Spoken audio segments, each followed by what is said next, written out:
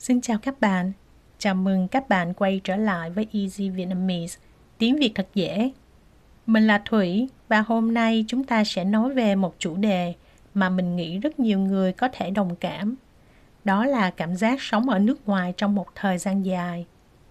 Hiện tại mình đang sống ở Hàn Quốc. Sau nhiều năm sống ở đây, mình bắt đầu có những cảm xúc rất đặc biệt. Có những lúc mình cảm thấy rất thích cuộc sống ở đây, nhưng cũng có những lúc mình nhớ Việt Nam rất nhiều.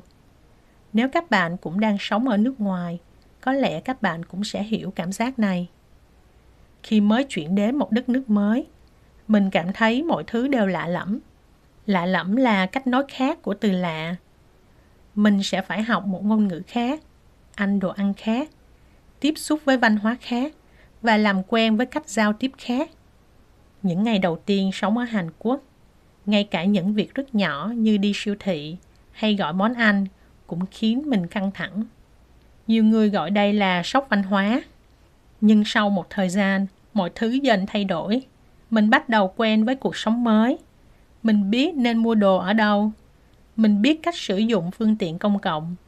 Và đặc biệt, mình bắt đầu nói tiếng Hàn tốt hơn.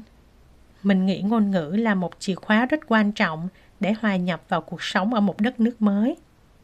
Hòa nhập có nghĩa là trở thành một phần trong đó. Khi chúng ta có thể nói ngôn ngữ địa phương, dù chỉ một chút thôi, mọi thứ cũng trở nên dễ dàng hơn rất nhiều. Ví dụ ở Việt Nam, nếu một người nước ngoài cố gắng nói tiếng Việt, người Việt thường rất vui và nhiệt tình giúp đỡ. Đôi khi bạn chỉ cần nói, xin chào, cảm ơn, cái này bao nhiêu tiền là cũng đủ tạo thiện cảm. Thiện cảm nghĩa là cảm xúc thân thiện mà bạn đem đến cho người khác. Vì vậy, theo mình, một trong những cách tốt nhất để hòa nhập vào cuộc sống ở Việt Nam là học tiếng Việt. Khi nói được tiếng Việt, các bạn cũng sẽ dễ kết bạn hơn. Một cách để bạn luyện nói tiếng Việt là hãy nói chuyện với hàng xóm hoặc những người xung quanh. Ở Việt Nam, hàng xóm thường khá gần gũi. Nếu các bạn thử nói chuyện với hàng xóm mỗi ngày một chút, khả năng tiếng Việt của bạn sẽ tiến bộ rất nhanh. Ngoài ra, tham gia các hoạt động tình nguyện cũng là một cách rất hay để kết nối với cộng đồng.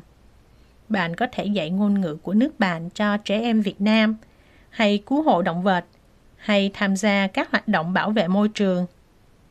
Đây không chỉ là dịp để bạn luyện tập khả năng tiếng Việt, mà còn làm phong phú kinh nghiệm của bạn. Phong phú hay còn gọi là đa dạng, nghĩa là làm cho có nhiều thêm về loại hay chất lượng.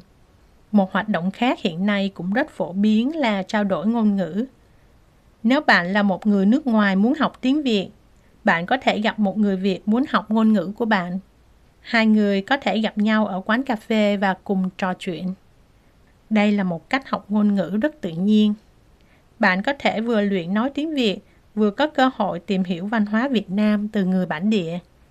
Tuy nhiên, dù có quen thuộc cuộc sống ở nước ngoài đến thế nào đi nữa, thì nhiều người vẫn sẽ có cảm giác nhớ quê hương. Quê hương là nơi chúng ta được sinh ra và lớn lên. Chúng ta có thể nhớ món ăn, nhớ gia đình, nhớ bạn bè tại quê hương của mình. Đó là điều rất bình thường. Nhưng mình nghĩ sống ở nước ngoài cũng mang lại rất nhiều điều tích cực. Chúng ta học được cách tự lập. Chúng ta hiểu thêm một văn hóa mới. Sống ở nước ngoài cũng có thể tạo ra nhiều cơ hội việc làm hay học tập hơn. Còn các bạn thì sao? Đối với bạn, điều khó khăn nhất khi sống ở một đất nước mới là gì? Và các bạn đã làm gì để hòa nhập với cuộc sống ở đó? Hãy chia sẻ với mình nhé. Cảm ơn các bạn đã lắng nghe podcast ngày hôm nay. Nếu thích bài nói chuyện hôm nay, nhờ bạn subscribe và follow kênh của mình nhé. Hẹn gặp lại các bạn trong tập tiếp theo của Easy Vietnamese, tiếng Việt thật dễ. Xin chào và tạm biệt.